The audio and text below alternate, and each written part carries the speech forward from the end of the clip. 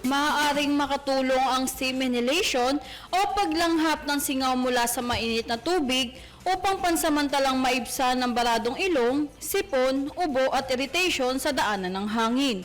Isinasagawa ito sa pamamagitan ng paglanghap ng steam mula sa mainit na tubig sa loob ng 10 minuto at 3 hanggang 4 na beses sa isang araw.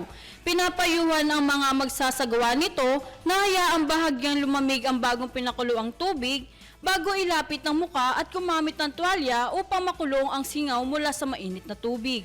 Gayunman, nilinaw ng mga eksperto na ang steam inhalation ay hindi lunas sa trangkaso, pulmonya o iba pang impeksyon, kaya kung mataas ang lagnat at hirap sa paghinga, mahalagang magpatingin sa doktor upang matukoy ang tamang gamutan.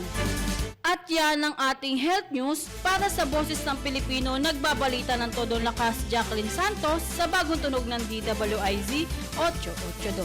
DWIZ Network News.